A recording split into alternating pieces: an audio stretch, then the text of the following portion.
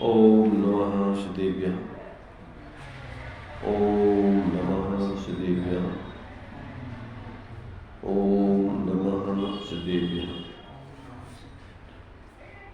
मंगलम भगवान वीरो मंगलम गौतमोनि मंगलम पुण्यकुंदाग्यो जैन धर्मोस्तु मंगलम सर्वमंगल मांगल्यम सर्वकल्याणकारकम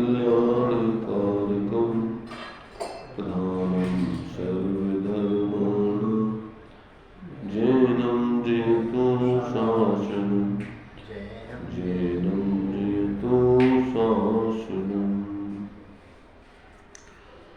सकल विभाव अभाव कर किया आत्मकल्याण परमानंद सुबोधमय नमो सिद्ध भगवान। आत्म सिद्धि के मार्ग का जिसमें सुभग विधान उस समाधियुत तंत्र का करूं सुगम व्याख्यान।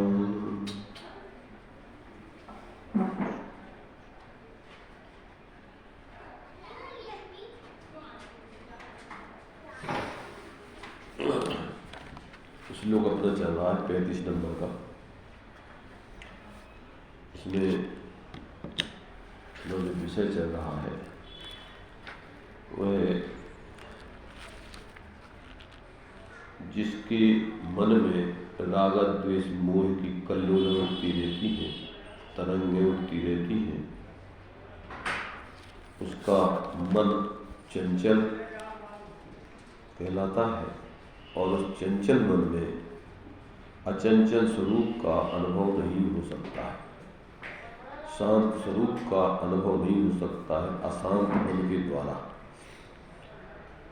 इसलिए यहाँ पर आचार्य देव कहते हैं कि जिस प्रकार से मलिन और चंचल जल में स्वच्छ जल अथवा उसमें पड़ी हुई वस्तु दिखाई नहीं देती है, उसी प्रकार से जिनका मन निर्मल है, जिनका मन शांत है, जिनका मन वास्तव में पर पदार्थ और पर भावों से हट करके अपने स्वरूप की तरफ उन्मुख होता है, उसी मन में, उसी ज्ञान में, उसी उपयोग में अपने स्वरूप का, उस परमात्मा स्वरूप का परिचय होता है।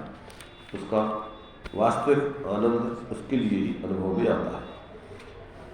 अब यहाँ पर जो इस विषय में विस्तार से अपनी चर्चा चल रही है, तो उसमें यहाँ पर जो है कुछ बिंदु इस विषय में अपने लिए लौकिक दृष्टांत आदि देकर के यहाँ पर समझाया जा रहा है, उसको यहाँ पर अपन चर्चा में ले रहे हैं। अभी पॉइंट है संतोष में परिचयी और अपरिचयी से आशा क्या, ये विषय यहाँ पर चल। परिचयी और अपरिचयी से आशा क्या। भैया, जो यह जानता है कि मैं गुप्त हूँ, इस मुझ ज्ञान स्वरूप में तो कोई बात भी नहीं है। यहाँ मेरा कोई परिचय वाला नहीं है। अपने आप में ऐसा विचारे, अपने स्वरूप को देखकर यदि कोई इस मुझ ज्ञान स्वरूप को यथार्थ रूप से जानता है, तो उसका जानना एक सामान्य जानना हुआ ना। उस ज्ञाता से सम्मान अपमान ही नहीं हो सकता। उसमें इस मुझ व्यक्ति का परिचय ही नहीं है और कोई इस ज्ञान स्वरूप को नहीं जानता है। इस चर्म को ही कुछ जानकर मानता है, तो इस चर्म का क्या सम्मान रखना। यह तो एक दिन जला दिया जाएगा। भीतर को कोई पहचानता नहीं, तब दूसरे से क्या आशा करनी। यह चर्म में नहीं तो किस लिए अपने चित्त पर इस परिग्रह भाव का, मूर्छा भाव का बोझ लादना। यहाँ पर ये दोनों परिस्थितियों में यह कह रहे हैं, जैसे अपन बोलते हैं पुत्र सुपुत्र तो काधन संचय और पुत्र कुपुत्र तो काधन संचय, अथवा ऐसा बोला जाता है कि यदि पाप निरोधन्य संपदा किम प्रयोजनम, यदि पापासवास्त अन्य संपदा किम प्रयोजनम। यदि पुत्र सुपुत्र है तो उसकी चिंता क्या करना, और यदि पुत्र कुपुत्र है तो उसकी चिंता क्या करना, निश्चिंत होकर रहना। इसी प्रकार जिसने पापों का निरोध कर दिया है उसको अन्य संपत्ति की जरूरत नहीं, और जिसके पापों का आश्रय चल रहा है उसको अन्य संपत्ति की जरूरत नहीं। तो ऐसे यहाँ कह रहे हैं कि जो हमसे परिचित है उससे भी आशा किस बात की रखना, और जो हमसे अपरिचित है उससे भी आशा किस बात की रखना। जो हमसे परिचित है वो शुद्ध आत्मा के संबंध में कोई हमसे अच्छाई बुराई या कोई अपेक्षा रख नहीं सकता, या कोई हमारा उससे कोई लेना देना होता नहीं है। और जो हमारे शुद्ध स्वरूप को जानते नहीं है हम निज आत्मा को, तो अब उससे हमारा क्या, वो बाहर से शरीर चर्म चक्षु बाहर संयोगों से उसका जो कुछ भी व्यवहार होता हो वो जाने, हमें क्यों उसका अपने सिर पे बोझा लादना। इसलिए ज्ञानी कहते भैया दोनों परिस्थितियों में हम तो अपने उस गुप्त चैतन्य स्वरूप में ही गुप्त रहते हुए अपना आनंद भोगते हैं। हमें व्यर्थ के विकल्प करने की जरूरत नहीं है। बाहर में किसी प्रकार अपरिचयों से हमें कोई मतलब नहीं और परिचितों से कोई मतलब नहीं। दोनों परिस्थितियों में हम तो अपने सहज अपने ज्ञानानंद स्वरूप का आनंद भोगते हुए जी रहे हैं, गुप्त रह करके अपनी आत्माराधना करते हैं। ऐसा जो है यहाँ ज्ञानी अपने अंदर विचार करके सहज ही गुप्त रह करके अपनी आत्माराधना करता है। नंबर दूसरा है कुछ थकान तो दूर करो, कुछ थकान तो दूर करो। भैया लोग किसी बड़े शारीरिक श्रम के कार्य से थक कर भी तो चंद मिनट आराम करते हैं। घसियारे लकड़हारे भी तो 5 मिनट को अपने बोझ को पेड़ से टिकाकर हाथ पैर पसार कर अपनी थकान मिटा लिया करते हैं। किंतु यह व्यामोही पुरुष अपने अंतर की थकान से जो ममता के बोझ को विकल्पों को लादे हुए उस लदान की थकान से थककर भी यह पाव सेकंड भी ऐसा यत्न नहीं करता कि एक बार तो सारा बोझा अपने उपयोग से उतार कर केवल शुद्ध ज्ञान मात्र जैसा मैं सहज हूँ ऐसा ही रहकर परम विश्राम तो पाले। ये जो है प्रत्येक जीवों के लिए संबोधन है कि भैया अरे भाई उन लकड़हारों से घसियारों से थोड़ी बहुत शिक्षा ले लो। वो बेचारे थक करके पूजा लादे पेड़ के नीचे खड़े होकर थोड़ा 2-5-10 मिनट विश्राम कर लेते हैं, और तुम्हारे लिए अनादिकाल से इस ममता की परिग्रह की संयोग भोगों के विकल्पों की इस लदान से आज तक थकावट महसूस नहीं हो रही। अरे कुछ पाव सेकंड के लिए भैया, कुछ क्षण के लिए तुम कम से कम बोझे को उतार करके और क्या करो, अरे थोड़े बहुत तो विश्राम करो, अपने उस ज्ञानानंद स्वरूप का कुछ आनंद लो। तो कहते तुम उससे भी गए बीते लगते हमें क्या, थोड़ी बहुत तो तुम अपनी बुद्धि का काम प्रयोग करो। इसलिए उनसे कम से कम लकड़हारों से घसियारों से शिक्षा ले लो थोड़ी है। तो तुम कैसे समझदार हो कि ऐसा जो है तुम जो है अपने जीवन में एक क्षण को भी अपने इस बोझे को उतार कर और अपने उस सहज बोझ रहित अपने स्वरूप को आनंद कुछ क्षण को विश्राम नहीं लेते हो। इसलिए यहाँ कहते हैं कुछ थकान तो दूर करो भाई, कुछ क्षण तो थकान दूर करके बैठो विश्राम करके। अब अलोल ज्ञान सिंधु में स्वच्छ उपयोग सैया पर अच्युत प्रभु का निवास। 45 नंबर का पेज है। अल्लोल ज्ञान सिंधु में स्वच्छ उपयोग सैया पर अच्युत प्रभु का निवास।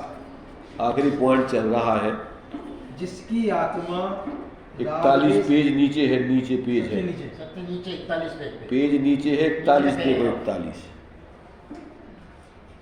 41 पेज देखो नीचे।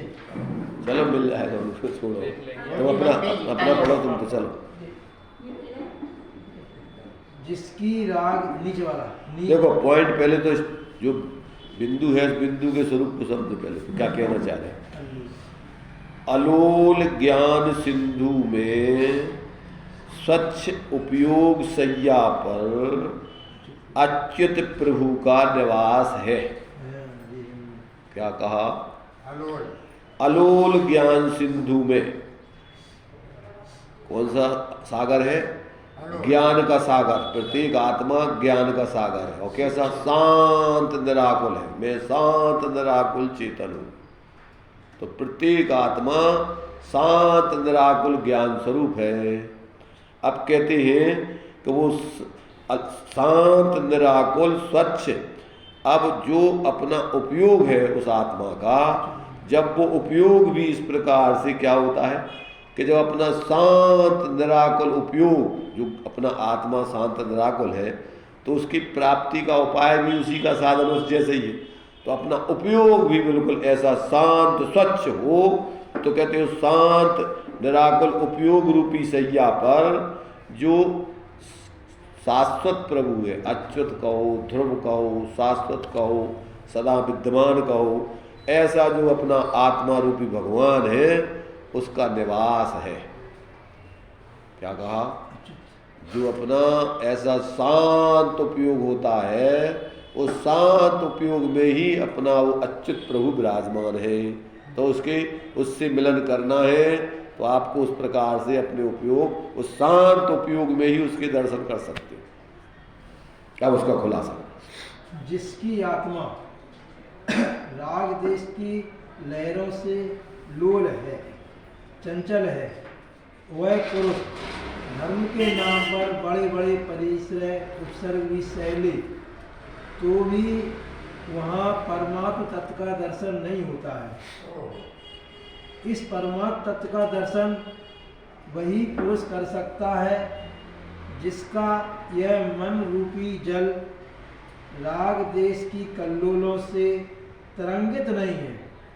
कहते हैं ना कि जब जरा गर्दन झुकाओ देख लो, अपने ही अंतर के आईने में जब प्रभु की शकल है, थोड़ा विकल्पों को तोड़कर अंतर में दृष्टि करना है, बस यही देख लो। ऐसा अनुपम पुरुषार्थ करने के लिए एक त्याग भाव की आवश्यकता है, और वह त्याग भाव भावात्मक हो, ग्रस्त हो तो परवाह नहीं, पर अपना ज्ञान बादशाह तो अपने में है। केवल ज्ञान प्रकाश मात्र अपने आप को निहारना है। बस इस निरखने में, इस झलक में परमात्म तत्व के दर्शन होंगे, जिसके दर्शन करने से भव के समस्त पाप संकट कर्म नष्ट हो जाया करते हैं। इस तत्व को वही देख सकता है जिसके मोह की गंदगी ना हो और राग देश मोह की तरंगे ना हो। हाँ, इसमें अपने लिए स्वरूप अनुभव की बहुत ही सरल विधि ये कह रहा है। यहाँ गृहस्थ और मुनि, त्यागी और वृत्ति, विद्वान और मूर्ख, यहाँ इसके कोई भेद नहीं है। यहाँ तो कोई भी जीव इस विधि को अपनाएगा और उसके लिए अपने आत्मा के दर्शन हो जाएंगे, उस अच्युत प्रभु के दर्शन आपको हो जाएंगे। तो ये अपने लिए यहाँ पर विधि बताई जा रही है कि मात्र जो भावात्मक रूप में, द्रव्यात्मक रूप में तो जीव ने त्याग अनंतवार कर दिया।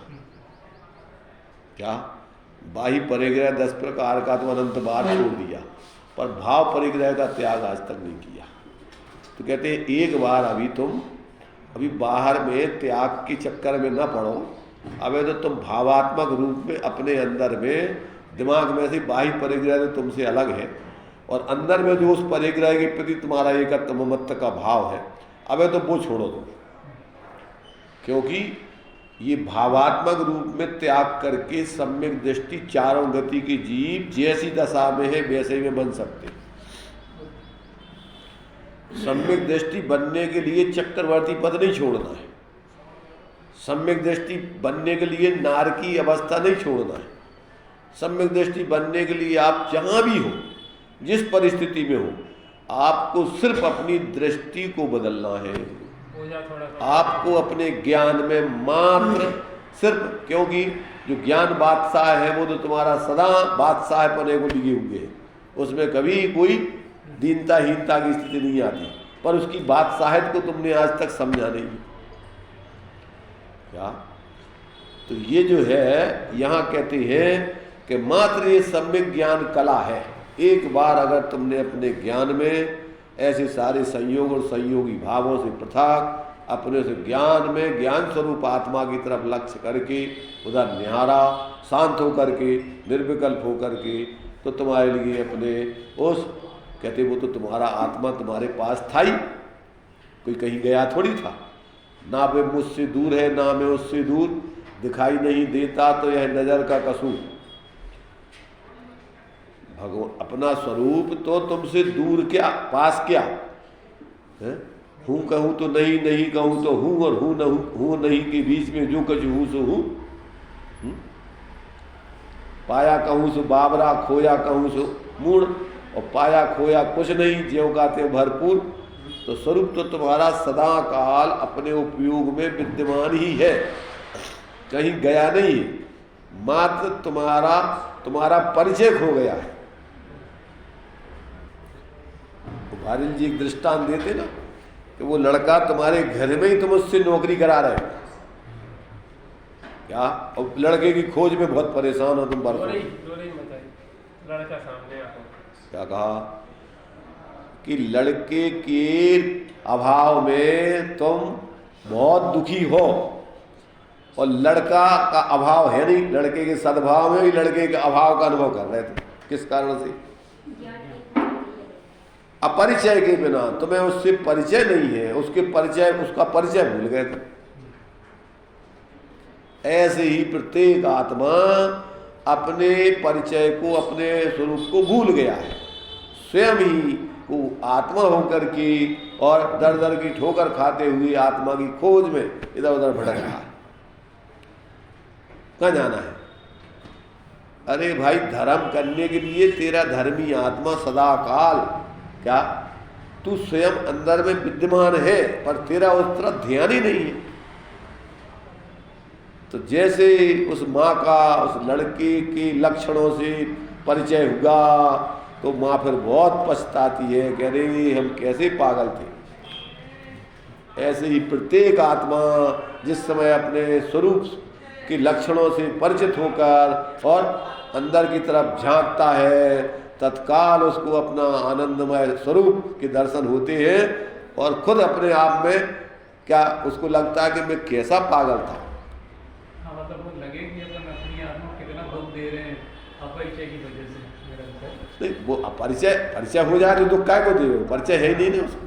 हाँ, परिचय में दिया इतना दुख निरंतर दे कि अपन स्वयं परमात्मा स्वरूप होकर के और अपने को दीनहीन मान करके उस लड़के अपने लड़का होकर के उसको नौकर मान करके और उसके साथ में ऐसा दुर्व्यवहार करते रहे। ऐसे ही प्रत्येक जीव इस आत्मा को रखड़ रहा है, चल बेटा तपस्या कर, चल दीक्षा ले, फलाना कर, दिखाना कर।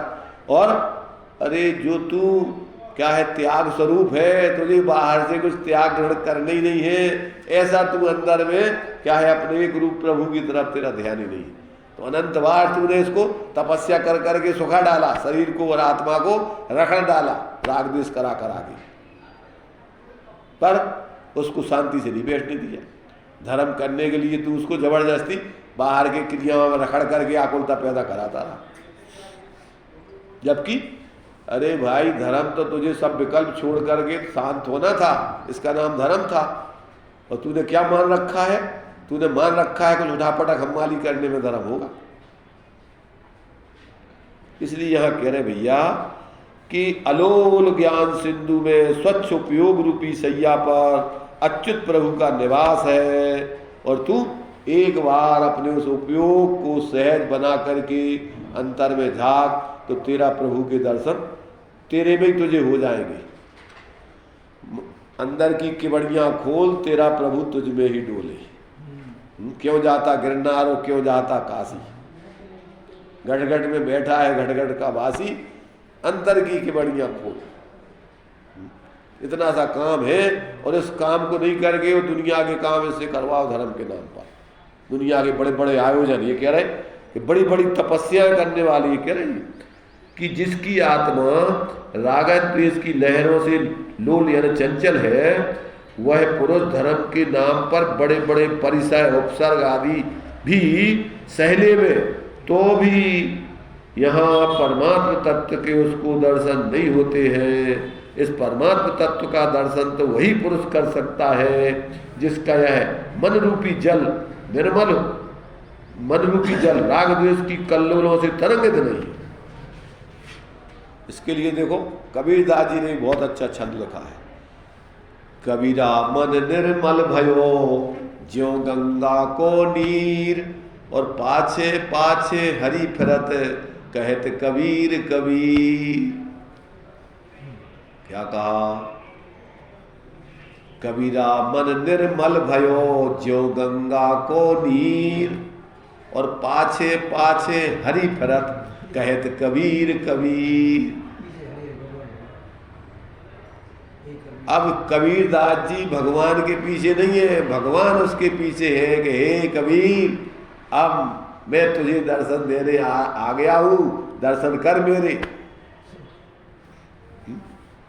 तो अब कबीर को दर्शन करने भगवान के पास नहीं जाना, उसने तो अपने मन को निर्मल कर लिया, और भगवान तो पीछे विद्यमान थे और वो उसके लिए दर्शन देने को आ गए। कहावत है कि मन चंगा तो कठौती में गंगा, और यदि मन गंदा तो राम तेली गंगा मैली हो गई।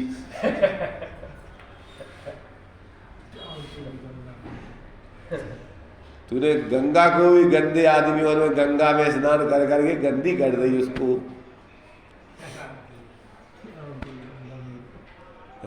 आत्मा राम की गंगा मलिन मन वालों ने गंदी गंदी कर दी पूरी, सदरिया को मेला कर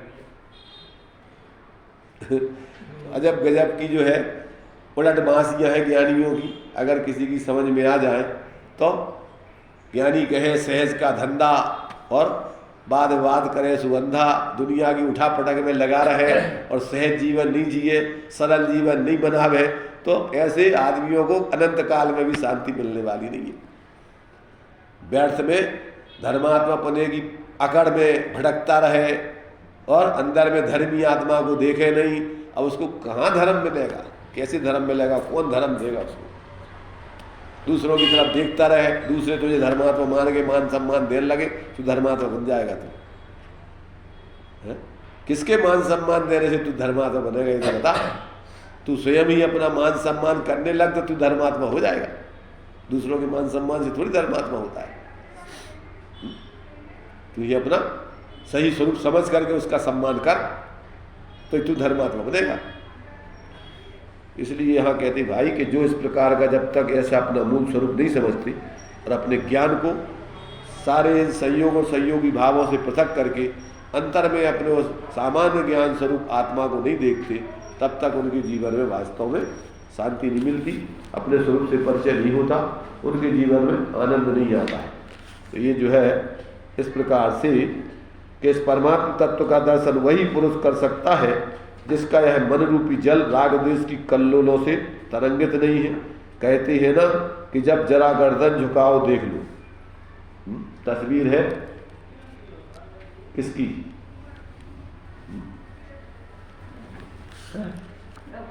प्रभु की। प्रेमी लोग कहते हैं यार की तस्वीर है अपने अंदर, जब जब चाहो गर्दन झुकाओ देख लो। पर तो गर्दन वर्दन कहाँ झुकाना है, अपने ज्ञान में ही वो ज्ञान स्वरूप आत्मा है, और अपने उपयोग को गर्दन झुकाना माने उपयोग को इधर को अंतर्मुख करो और दर्शन करो प्रभु की। तो अपने ही अंतर में आईने में जब प्रभु की शक्ल है थोड़ी विकल्पों को तोड़कर और अंतर में दृष्टि करना है। बस यही देख लो प्रभु को। ऐसा अनुपम पुरुषार्थ करने के लिए एक त्याग भाव, त्याग माने ये भावात्मक त्याग भाव की आवश्यकता है। और यह त्याग भाव भावात्मक ही हो, गृहस्थ हो तो परवाह नहीं है, पर अपना ज्ञान बादशाह है तो अपने आप में है, केवल ज्ञान प्रकाश मात्र अपने आप को निहारना है। बस इस निहारने से इस झलक में परमात्म तत्व के दर्शन होंगे, जिसके दर्शन करने से भव के समस्त पाप संकट कर्म सब नष्ट हो जाया करते हैं। इस तत्व को वही देख सकता है जिसके मोह की गंदगी, परम एकत्व ममत्व की गंदगी नहीं है, और उसके निमित्त से राग द्वेष की कल्लोल है जिसके अंदर उत्पन्न नहीं होती है। ऐसे जीव को ही ऐसे अपने स्वरूप के दर्शन होते हैं। तो ये जो है इस छंद में अलोल चित्त और लोल चित्त, दो प्रकार के चित्त। अलोल चित्त अपने परमात्मा के दर्शन करने वाला है, और लोल चित्त जो है अपने परमात्मा से दूर भागने वाला है। अब उसी बात को आगे के छंद में भी आचार्य देव स्पष्ट कर रहे हैं कि उस लोल चित्त को विक्षिप्त मन कहते हैं और अलोल चित्त को अविक्षिप्त मन कहते हैं। उस बात को ही आगे के छंद में और स्पष्ट कर दें। फिर तत्व शब्द से क्या कहना चाहते हैं, अब यह बात यहाँ आगे के 36वें छंद में आचार्य कह रहे हैं। माने वो तत्व क्या है, किस तत्व की बात कर रहे हो कि अलोल चित्त में ही उस तत्व का अनुभव होता है और लोल चित्त में नहीं। तो कहते हैं वो क्या, कौन सा तत्व है, अब उसका स्पष्टीकरण यहाँ पर देते हैं। श्लोक जो है अपने लिए देखिए, श्लोक 36 नंबर। नहीं है। हाँ श्लोक तो है, परंतु उसके खुलासा इसमें से पढ़ेंगे। श्लोक तो वही है, उसमें है जो देखिए, अविक्षिप्तम मनस्तत्वम विक्षिप्तम भ्रांतिरात्मनः धारेत तत् अविक्षिप्तम विक्षिप्तम नाश्रयेत ततः।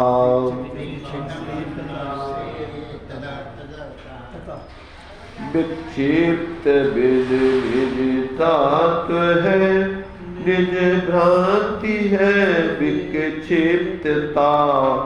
विक्षिप्त विनिधारो दशा, छोड़ो सभी विक्षिप्तता। इसमें देखिए क्या कह रहे आचार्य। अविक्षिप्तम अर्थात राग आदि परिणति से रहित तथा शरीर और आत्मा को एक मान्य रूप मिथ्याभिप्राय से रहित जो स्वरूप में स्थिर है। अविक्षिप्त किसे कहते हैं कि जो मिथ्यात्व और कसायों से रहित ऐसा अपना जो क्या है मन है, कहते हैं वही मन आत्मनः तत्वम, आत्मा का वास्तविक रूप है। क्या कहा, राग आदि परिणति से रहे और शरीर और आत्मा को एक मान्य रूप मिथ्याभिप्राय से रहे। क्या है कि जो स्वरूप में स्थिर मन है वही मन क्या है, जो इस प्रकार का मन है वही मन आत्मनः तत्वम, वही मन आत्मा का वास्तविक स्वरूप है।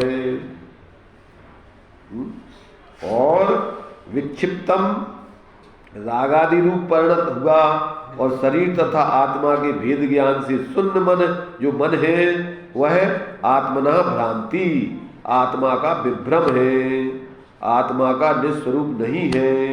ततः इसलिए अविक्षिप्तम उस राग द्वेष आदि से रहित, शरीर आदि में एकत्व बुद्धि से रहित मन को धारण करना चाहिए। और विक्षिप्तम राग द्वेष से क्षुब्ध और शरीर आदि में एकत्व बुद्धि से मलिन ऐसे मन को यानी ज्ञान को ना आश्रय नहीं करना चाहिए। सीधे ही सीधा है, और टेढ़ा टाढ़ा तो है ही नहीं है धर्म के तत्व, सरल सीधे साधा है कि जो ज्ञान ज्ञेयों से रागादिक से पृथक अपने को सामान्य ज्ञान स्वरूप अनुभव करता है वो अविक्षिप्त मन है, अविक्षिप्त मन है। और जिस ज्ञान में शरीर आदि रागादिक में एकत्वपना है वो विक्षिप्त मन है। जिसको अपन विक्षिप्त माने, अपन बोलते हैं कि विक्षिप्त हो गया माने पागल। तो उसके लिए तत्वार्थ सूत्र की दृष्टि से कहे तो सत असत अविशेषात यद्रक्षोपलब्धिरुन्मत्त मत, क्या सत असत अविशेषात यद्रक्षोपलब्धिरुन्मत्त मत, कि जो सत और असत स्व और पर के अब विवेक से रहित है, क्या है, जो स्वपर के विवेक से रहित है, तो कहते हैं वो क्या है, सत असत अविशेषात यद्रक्षोपलब्धि, यद्वा तद्वा जो कुछ भी जानना है, यद्रक्षोपलब्धि उन्मत्त, वो कहते हैं वो उन्मत्त है, पागल है, वो ज्ञान विक्षिप्त है, उन्मत्त है, वो विक्षिप्त मन है, वो विक्षिप्त ज्ञान है जिस ज्ञान में स्वपर का विवेक नहीं है। और जिस ज्ञान में स्वपर का विवेक जागृत हो गया है वो अविक्षिप्त मन है। इसलिए जितने भी आज तक सिद्ध हुए हैं वेद विज्ञानतः सिद्धा, और जितने भी आज तक संसार में बंधे हैं तद वेद विज्ञान के अभाव से, वेद विज्ञानतः सिद्धा, सिद्धा एक केचन, और अस्य अभाव तो बद्धा, बद्धा एक केचन। जितने संसार में बंधे हैं उस भेद विज्ञान के अभाव के कारण से ही बंधे हैं, अर्थात पर में रागादिक में अभेद ज्ञान के कारण से संसार में बंधे हैं। माने तुम अपने ही ज्ञान में इस प्रकार के भ्रम से बंधे हुए हो और कोई दूसरा तुम्हें बंधन नहीं है। इतना सहज और सरल है धर्म कि कहीं कुछ किसी से लेना ही देना नहीं है ना, कुछ पूछना ही ताछना नहीं है, कोई उठापटक करना ही नहीं है।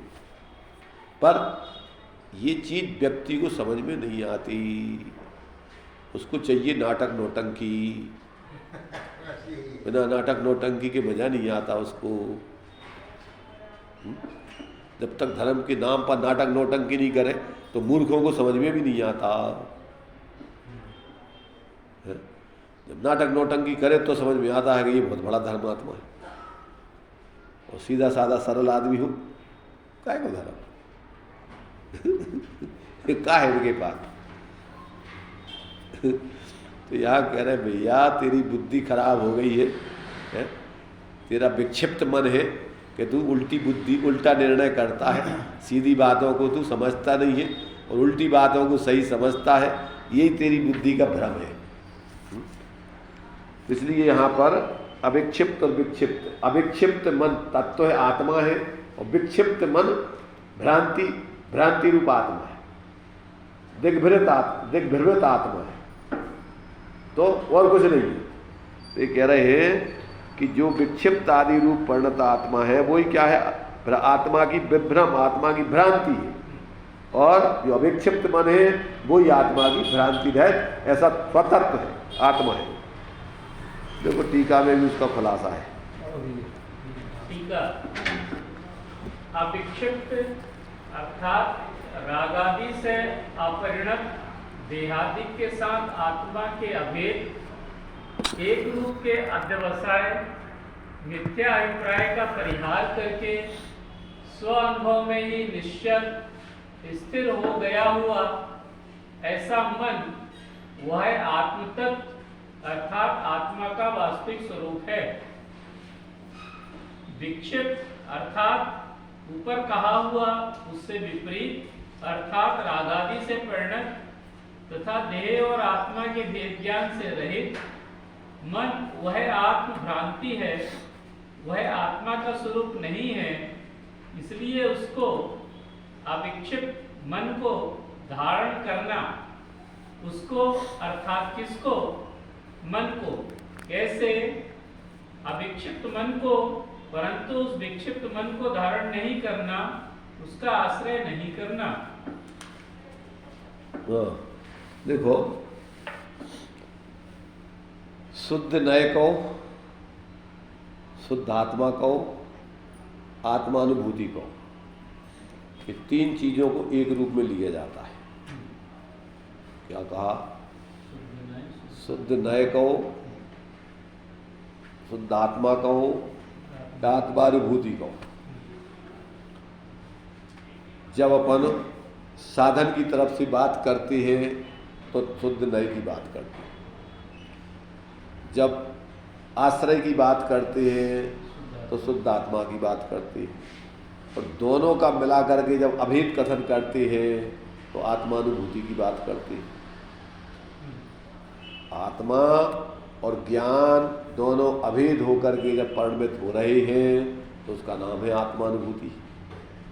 तो चाहे शुद्ध नय का विषय कहो, शुद्ध नय कहो, शुद्ध नय का विषय कहो, और या आत्मानुभूति कहो, तो शुद्ध नय और शुद्ध नय का विषय एक ही। भाई कथन में अंतर है सर। शुद्ध नय किसी कहते हैं जो शुद्ध आत्मा को विषय कर रहा हो, उसका नाम शुद्ध नय। जो पर्याय विषय कर रही, जो पर्याय, जो ज्ञान की पर्याय शुद्ध आत्मा का विषय कर रहे हैं, उसको शुद्ध नय कहते हैं। शुद्ध नय किसे कहेंगे? कि जो शुद्ध आत्मा का अनुभव कर रही, विषय बना रही, उसका नाम शुद्ध नय है। और शुद्ध आत्मा किसे कहते हैं? कि जिस ज्ञान का विषय वो आत्मा बन रही है, तो विषय की तरफ से वो शुद्ध आत्मा कहलाती। भाई कौन जानेगा? शुद्ध आत्मा तो अपने आप में अपने को जानती नहीं, जानने वाला तो ज्ञान ही है। तो शुद्ध आत्मा कहो तो शुद्ध आत्मा में वो विषय की तरफ से उसी बात को कहा जा रहा है। और शुद्ध आत्मानुभूति कहो तो दोनों को मिला करके अभेद कथन हो गया। तो ये अविक्षिप्त मन कहो तो अविक्षिप्त मन माने जिस ज्ञान में क्या है, भ्रांति खत्म हो गई है, जिसमें किसी प्रकार का कोई भ्रम नहीं है, वो अविक्षिप्त मन है। और अविक्षिप्त मन माने शुद्ध आत्मा रूप परिणमन चल रहा है उसमें। तो जैसे किसी ने पूछा कि शुद्ध नय क्या है और शुद्ध नय का विषय क्या है, तो यही कहेंगे ना कि शुद्ध नय वो जो मतलब है पर्याय शुद्ध आत्मा को विषय कर रही है, ठीक है, वो शुद्ध नय। ठीक है। है हमारे जो अपना शुद्ध स्वभाव है, अभेद स्वभाव है, एक रूप स्वभाव है, चैतन्य स्वभाव है, वो विषय कहलाता है। और दोनों मिलकर के अभेद शुद्धात्मानुभूति कहलाती है। तो ये तो सिर्फ विवक्षक भेद है कथन का। वस्तु स्वरूप जिसको अनुभव में आ जाता है उसको कोई, जैसे मान लीजिए कोई कहे हमारे लड़के की शादी हो रही है, कोई कहे हमारी लड़की की शादी हो रही है, कोई कहे लड़के लड़की की शादी हो रही है। क्या अंतर है? अपेक्षा में अंतर तो है, पर काम क्या हो रहा है? इन तीन बातों में कार्य क्या हो रहा है? शादी किसकी हो रही है? अकेले एक लड़के की हो रही कि अकेले एक लड़की की हो रही कि दोनों की हो रही? तो अब कथन में सिर्फ एक तरफ से लड़के वाला लड़के की तरफ से कह रहा है, लड़की वाला लड़की की तरफ से कह रहा है, दोनों मिला करके दोनों का एक साथ कथन करो। तो सिर्फ कथन भेद हो गया ना, वस्तु स्वरूप में भेद तो नहीं हो गया। ऐसे ही अपन को सारी विवक्षाएं जब अपन समझ लेते हैं तो उसमें उलझने का, लड़ने का, झगड़ने का, संवाद करने का विषय कहाँ है? सब समझते हैं इसमें। जिसने कहा कि मेरे लड़के की शादी हो रही, तो सामने वाला समझ लेगा कि कोई लड़की भी है जिसके संग में हो रही। क्या लड़के की शादी आसमान में हो रही? उसके ज्ञान में आएगा कि लड़के की शादी हो रही मतलब कैसी हो रही है, किसके संग में हो रही? जो पूछे उसके ज्ञान में आ जाएगा कि हाँ कोई इसकी योग्य लड़की है, उसके संग की शादी हो रही। तो यहाँ लोक में बंदे ऐसे मैंने पगले आते हैं, पर मोक्ष मार्ग में यहाँ तंत्र की बातों में लड़ते झगड़ते रहते। अकेले शुद्ध आत्मा, अकेले मात्र जो है, देखो पहली चीज तो क्या हो गया है, अपन लोग प्रैक्टिकल नहीं करके सिर्फ थ्योरिटिकल ज्ञान करके और उसी में लड़ते झगड़ते रहते हैं। जो प्रैक्टिकली जीवन जीता है उसको कोई समस्या नहीं है। मात्र जो थ्योरियों में क्या है अटका हुआ है, उसके सामने सब समस्या है। सब उसने पूरा विषय समझ ही नहीं, अनुभव में आई नहीं, और फिर क्या है कि वो अपनी अपनी अपनी ढेड़कल अपनी श्रेष्ठता बताता है, दूसरे को मूर्ख सिद्ध करता है। और फिर जिनको प्रैक्टिकल नहीं है भाई, दोनों अविवेक ही है और उसी में संतुष्ट है अगर, तो वे दोनों अविवेक ही है। इसलिए धर्म के मार्ग में कोई साधनों में उलझे हुए हैं, साधक का ध्यान ही नहीं है। अब बाहर में घर छोड़ दो, परिवार छोड़ दो, निर्वृत्ति ले लो, फलाना कर दो, वह प्रतिमा ले लो। अरे भाई किसकी प्रतिमा, कैसी प्रतिमा, काय की प्रतिमा है? अकेले शुद्ध भोजन करके व्यवस्था बनाने लग जाओ, हो गई प्रतिमा। मालती हम सब ने प्रश्न पूछा था ब्रह्मांड सागर से, अरे कौन सागर से पूछा होगा? हाँ, उन्होंने जवाब नहीं दिया। क्यों देंगे जवाब? कहने जब लगे अकेले में देंगे। अकेले में देंगे जवाब, धर्म के जवाब अकेले में दिए जाते। उनने पूछा था कि सम्यक दर्शन के बिना प्रतिमा मुझे आती है, हाँ हाँ तो बोले इसका जवाब हम अकेले में देंगे, ये इसका जवाब सबके सामने नहीं दे रहे अभी। बहुत बड़ा हो जाएगा जवाब, अकेले में देंगे। कौन ने पूछा? मालती भाग से आपने पूछा था, डॉक्टर साहब ने? राजकुमार की मालती। अच्छा अच्छा। मतलब ये है, देखो क्या है समस्या, जब तक आप पूरा संतुलित तरीके से समझोगे नहीं, जियोगे नहीं, तो समस्या ही समस्या है? और सामने वाले को भी तुम अगर उसको समाधान करना है, उसको सही तरीके से रास्ता बताना है, तो लाभ लपेट का काम नहीं होता वहाँ पर आप बिल्कुल स्पष्ट जो कुछ भी है उसको पूरा स्पष्टता से करोगे कि भैया जिसको तुम प्रतिमा कह रहे हो वो प्रतिमा का नाम ही अपन सबसे पहले दर्शन प्रतिमा है। और दर्शन प्रतिमा का मतलब जिसकी प्रतिमा होती है उसकी मूर्ति बन गया। तो सम्यक दर्शन की जो निर्दोष 25 दोष रहे, सम्यक दर्शन को धारण कर लिया और धारण करके और सप्तव्यसनों अष्टमूलों को धारण कर लिया, वो दर्शन प्रतिमा है। उसको देखने से पता पड़ेगा कि सम्यक दृष्टि जीव है। बीतराग की मूर्ति को देखने से पूछने नहीं पड़ेगा कि किसकी मूर्ति है। प्रतिमा माने क्या होता है? जिसकी मूर्ति है उसको देख करके आपको पता पड़ जाएगा ये उसकी मूर्ति है। ऐसे ही जो अपनी सीमा परिधि में आ गया, वृत्ति किसे कहते हैं? जो अपने स्वरूप की परिधि में जी रहा है उसका नाम वृत्ति है। वृत्त माने क्या होता है? वृत्त माने परिधि। तो जो अपने केंद्र पर आ गया और केंद्र के चारों तरफ ही अब उसका जीवन है, उसका नाम है वृत्ति। उससे बाहर नहीं जाएगा। हाँ, उसके बाहर, उसकी अपनी परिधि से बाहर नहीं जाएगा, क्योंकि केंद्र के चारों तरफ ही रहना है उसको, अपने केंद्र को नहीं छोड़ेगा। तो अब लोगों को उसके लिए ये सारा बाहर का निमित्त नैमित्तिक संबंध है कि जब तुम अपने स्वरूप को ही सर्वस्व समझने लग गए तो बाहर में तुम्हें क्या क्या चाहिए, कितना चाहिए, जितना तुम्हारे लिए व्यवहार से जिस भूमिका में हो उतना उपयोगी रखोगे, बाकी सब विकल्प छोड़ोगे। तुम क्यों व्यर्थ के विकल्प में उलझोगे? क्या लेना देना तुम्हें? तो ये जब तक व्यक्ति को मूल पता नहीं है तो डाल पात घूमते रहो, भटकते रहो, कछु धर्म न कछु होते। ये आज तक अनादिकाल से जीव ने किया। इसलिए भाई यहाँ पर सीधा साधा धर्म सपाट है। धर्मी आत्मा धर्म वस्तु स्वभाव, आचार्य कह रहा है वस्तु स्वभाव धर्म, वस्तु का स्वभाव धर्म है। और कहीं बाहर में धर्म है क्या तेरा? ये तो बता। तो जैसे पानी का स्वभाव शीतल है वो उसका धर्म है, पानी का स्वभाव तरल है उसका धर्म है, और वो उसका क्या धर्म है? ऐसे आत्मा का स्वभाव ज्ञाता दृष्टा शांत निराकुल, वो उसका धर्म है। और क्या धर्म है तेरा? हमारी करना धर्म है क्या? इधर उधर भाग दौड़ लगाना धर्म है? कुछ शरीर की क्रिया दंड बैठक करना धर्म है? बाहर की चीज़ों से उसका मूल्यांकन हो रहा है क्या? बाहर का तो सहज निमित्त नैमित्तिक संबंध है कि जब तू धर्मात्मा बन जाएगा तो बाहर की चीज़ें तेरे लिए सब क्या हो जाएगी? बाहर की चीज़ें तेरे लिए फिर उतनी उपयोगी है जो तेरे धर्म में सहयोगी,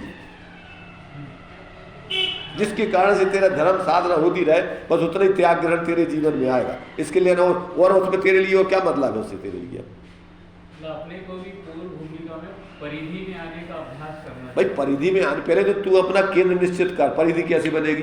परकाल होता है, रेखा गणत होती है, तो पहले तो केंद्र होता है जब परिधि बनेगी। और केंद्र खड़ा नहीं करो, परिधि बना लोगे?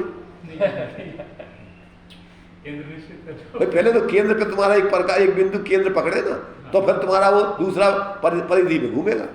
तो केंद्र निश्चित नहीं, परिधि का आएगी।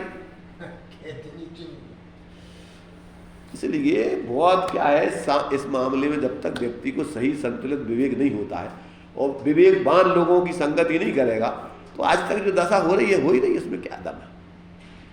तो ये अविक्षिप्त और विक्षिप्त, ये कह रहा है ये आत्मा का स्वरूप है और आत्मा की भ्रांति है। अविक्षिप्त मन क्या है? अपना ज्ञान संपूर्ण संयोग और संयोगी भावों से पृथक अपने उस ज्ञान स्वरूप आत्मा से तन्मय होकर के जीना, उसका नाम अविक्षिप्त मन है। और अपने ज्ञान में अपने स्वरूप को भूलकर पर पदार्थों में एकत्र महत्ता आदि करके निरंतर राग द्वेष रूप जीवन जीते रहना, उसका नाम विक्षिप्त मन है। वो भ्रांति रूप आत्मा का स्वरूप है, वो भ्रमित आत्मा है, पागल आत्मा है, उसको अपन बोल रहे हैं। कितना बढ़िया कि अविक्षिप्त है तो उसका दिमाग ठीक है भाई, उसका ज्ञान अपने स्वरूप है तो उसका दिमाग ही खराब, मतलब मिथ्या ज्ञान है उसके पास। लोग में मैंने विक्षिप्त आदमी है, मैंने उसका कोई ठिकाना नहीं, कभी क्या करता, कभी क्या करता, कभी क्या करता। धार्मिक व्यक्ति तो बिल्कुल संतुलित जीवन जीता है, सदा उसके एक जैसा जीवन है, उसको अलग अलग क्या कहीं चला जाए, उसको द्रव्य क्षेत्र काल भाव से बाहर से क्या परिवर्तन पड़ता है। वो तो अपने अपने अपने से जुड़ के जी रहा है, बाहर की जो परिस्थिति बनती है उससे अप्रभावित रहता है। इसलिए यहाँ पर ये कह रहे कि भैया अविक्षिप्त अर्थात राग आदि से अपरिणत देह आदि के साथ आत्मा के अभेदन एक रूप के अध्यवसाय मिथ्याभिप्राय का परिहार करके स्व अनुभव में ही निश्चल स्थिर हो गया होगा, ऐसा जो मन है वही आत्म तत्व है, अर्थात आत्मा का वास्तविक स्वरूप है। अब ये बताओ, इतनी सीधी सादी सरल बातें हैं, अब ये तुम्हें धर्म में समझ में नहीं है। और विक्षिप्त किसे कहते, अर्थात ऊपर कहा गया उससे विपरीत, अर्थात रागादि परिणत देह और आत्मा के भेद ज्ञान से रहित मन, वह आत्मा भ्रांत भ्रमित आत्मा है, पागल आत्मा है, वह आत्मा का स्वरूप नहीं है। इसलिए उसको अविक्षिप्त मन को धारण करना चाहिए। प्रेरणा दी गई कि विक्षिप्तपना छोड़ो और अविक्षिप्तपना धारण करो। अर्थात किसको, मन को, कैसे मन को, अविक्षिप्त मन को, परंतु उस विक्षिप्त मन को धारण नहीं करना। अविक्षिप्त मन माने ज्ञान का निर्दोष बना, वस्तु स्वरूप से मैंने समझ करके और भ्रांति छोड़ देना, दिग्भ्रमित मैंने किसी प्रकार का तत्व के संबंध में भ्रांति नहीं रखना, उसका आश्रय करना चाहिए। भावार्थ, जो मन राग द्वेष से विक्षिप्त नहीं होता, आकुलित नहीं होता, देहादि में आत्मबुद्धि नहीं करता और आत्म स्वरूप में निश्चल रहता है, वह आत्म तत्व है, आत्मा का वास्तविक स्वरूप है। जो मन राग द्वेषादि रूप पड़ता है, उनसे विक्षिप्त होता है, देह और आत्मा के भेद ज्ञान से रहित है और आत्म स्वरूप में स्थिर नहीं होता, वह आत्म भ्रांति है, आत्मा का निज रूप नहीं है। इसलिए अविक्षिप्त मन आत्म तत्व होने से प्रकट करने योग्य है और विक्षिप्त मन आत्म तत्व नहीं होने से ये है त्यागने योग्य। मैंने वो अविक्षिप्तपना ही तुम्हारा ज्ञान है, आत्मा है मैंने यथार्थ में, और जो विक्षिप्तपना है वो आत्मा का स्वरूप नहीं है, वो भ्रांति है आत्मा की। इसलिए तुम्हें अविक्षिप्तपना अपने जीवन में प्रकट करनी चाहिए, अपने ज्ञान को निर्दोष रखने चाहिए, फालतू के पागलपन में अपने ज्ञान को भ्रमित नहीं करने चाहिए, उलझाना नहीं चाहिए। इतना सा तो काम है। क्यों? कि वो उपयोग, आत्मा उपयोगमय है, तो आत्मा का उपयोग निरंतर या तो विक्षिप्त रूप रहेगा या अविक्षिप्त, दो में से एक रहेगा। एक साथ दोनों हो नहीं सकते, या तो पागल आदमी होगा या समझदार होगा, या तो पागलपने से रहे तो। इसलिए विशेष स्पष्टीकरण और थोड़ा सा पढ़ लेते हैं। प्रथम स्वापर का भेद ज्ञान करके पर पदार्थों में इष्टानिष्टपने की कल्पना का त्याग करना, राग द्वेष आदि के कारणों की और उपेक्षा बुद्धि करना और भावश्रुत ज्ञान को अंतर्मुख करना, इससे पर पदार्थों के संबंधी सब संकल्प विकल्प शांत हो जाएंगे, मन अविक्षिप्त बनेगा और आत्म स्वरूप में स्थिर होगा। आचार्यों ने ऐसे अविक्षिप्त भाव मन को ही प्रकट करने का उपदेश दिया है, क्योंकि वह आत्म तत्व है और वही मोक्ष का कारण है। जो ज्ञान का उपयोग रागादि विकल्पों में तथा पर पदार्थों में रुकता है, वह ज्ञान नहीं है, परंतु जो ज्ञान में ही प्रतिष्ठित होता है, वही वास्तविक ज्ञान है, आत्म तत्व है। इसलिए वह उपादेय है। जो उपयोग पर में ही अटका हुआ रहने से आत्मसन्मुख नहीं झुकता, वह पर के झुकाव वाला तत्व है, आत्मा के झुकाव वाला तत्व नहीं। उससे संसार है, इसलिए वह हेय है। अब आत्मा का उपयोग स्वरूप है, उपयोग उसका माने कहाँ किस रूप में परिणमित हो रहा है, उससे आत्मा का स्वरूप समझा जाता है। तो चेतन का उपयोग रूप है। अब उस उपयोग में अगर विक्षिप्तपना चल रहा है तो अब क्या है कि वो क्या है, भ्रांति रूप आत्मा का स्वरूप है, वो सही आत्मा का स्वरूप नहीं। और जिस ज्ञान में भ्रांति खत्म हो गई है, अर्थात देखो यहाँ पर ये दिया है कि राग द्वेष मोह का कारण क्या होता है। राग द्वेष मोह का कारण हुआ पर पदार्थों में एकत्व और इष्ट अनिष्ट की कल्पना। पर पदार्थ तुम नहीं है, तुम्हारे नहीं है। पर पदार्थ तुम्हें अच्छे नहीं है, बुरे नहीं है। पर है, पर को पर जानो, निज को निज, पर को पर जान, फिर दुख का नहीं। अपन को पर से कोई लेना देना नहीं। और 24 घंटे पर की तरफ ही ध्यान है, उसी के कारण में एकत्वपना है, उसी से मान सम्मान है, उसी से तुम्हारी पूरी की पूरी रात दिन 24 घंटे जीवनचर्या मान रहे हो। देह जीव को एक सबसे पहले सबसे नजदीक पर ये शरीर है, इस शरीर को ही अपन अपना मान के और रात दिन सोच रहा है कि बस इसी रूप है। फिर इससे संबंधित फिर बाहर के पदार्थ हैं, और उनमें 24 घंटे उठापटक चल रही है। माने नजदीकता से हटकर के कितनी दूर दूर तक अपन भटक रहे हैं। एक भजन गाया जाता है, कहाँ कहाँ तक भटक चुके हो, कौन कौन से गांव में, अब तो आकर बैठो भैया रत्नत्रय की छांव।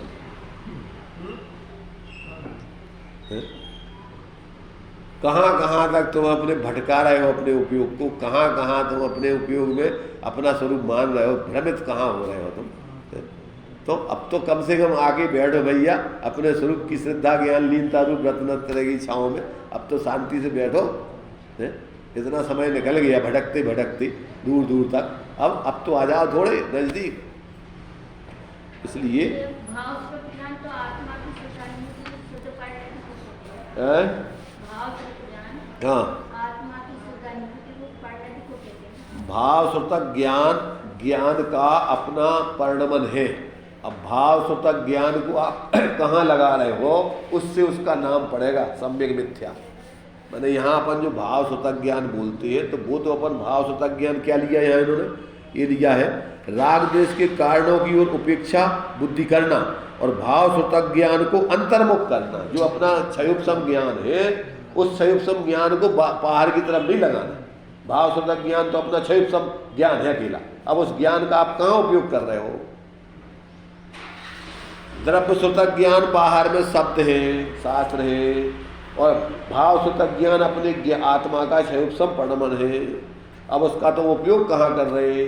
अब अगर शास्त्रों में ही लगा रहे तो आपको भाव स्वतः ज्ञान का प्रयोजन सिद्ध नहीं होगा। वो जो उसमें डेफिनेशन दी रहती है, तो उसमें भाव स्वतः ज्ञान की गई। अरे तो हम ये कह रहे हैं कि भाव स्वतः ज्ञान, मतलब इधर तो सम्यक दर्शन नहीं हुआ, तो इसलिए अंतर्मुख करना है, और उसमें जो डेफिनेशन दी है। अरे तो हम तो ये कह रहे हैं कि डेफिनेशन तो अपन को जगह जगह अलग अलग अपेक्षाओं से होती है। जहाँ जो बात जहाँ जिस रूप में हो उस रूप में वहाँ लगाओ। वहाँ जिस रूप में है उस आत्मा को ग्रहण करने वाले को भाव स्वतः ज्ञान कह रहे, तो वहाँ पर वो बात है। यहाँ पर अपनो क्षयोपशम ज्ञान है, अभी जब तक स्वरूप अनुभव नहीं किया तो कहते उस द्रव्य स्वतः ज्ञान तुम्हारे इस भाव स्वतः ज्ञान को अंतर्मुख करो तो तुम्हारी आत्मा की अनुभूति होगी।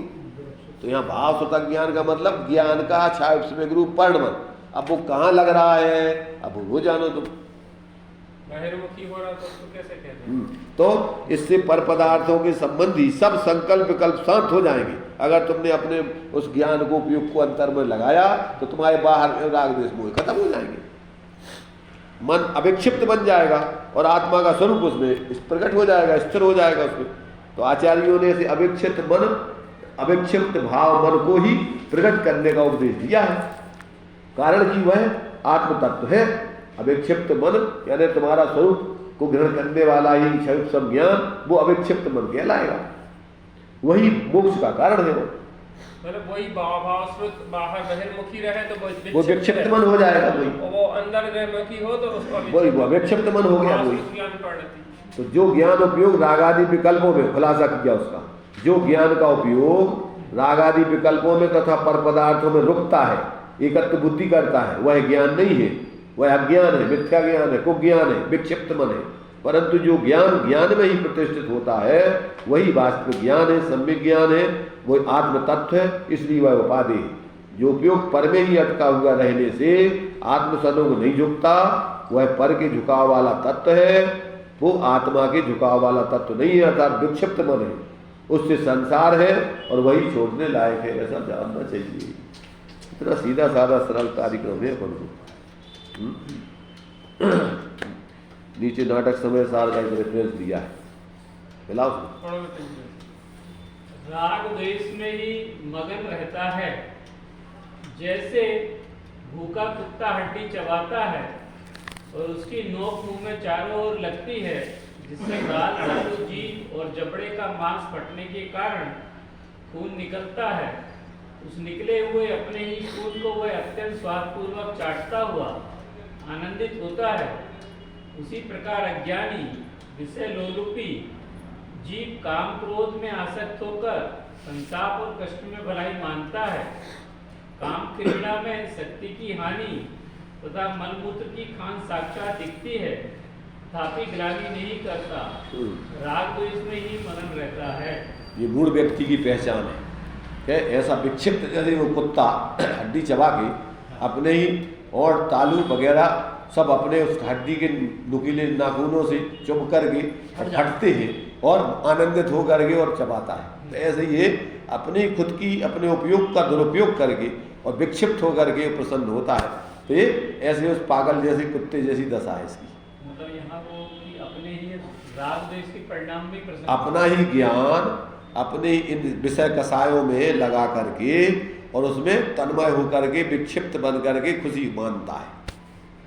पागलपन में पागल विक्षिप्तता है, पागलपन के काम है। बहुत ही सुंदर तरीके से देखो आचार्यों ने कितना जो है वास्तव में मैंने सरल करके आपको समझाने का प्रयत्न किया।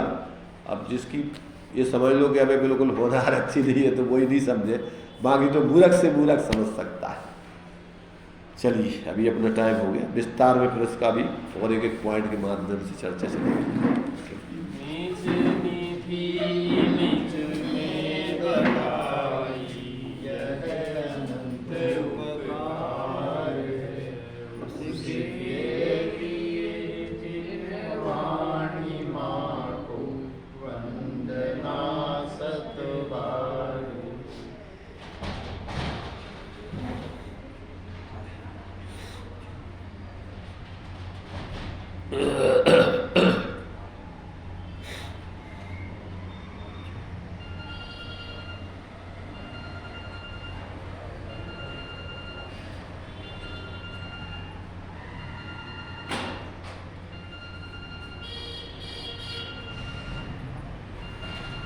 द्वादशां दिन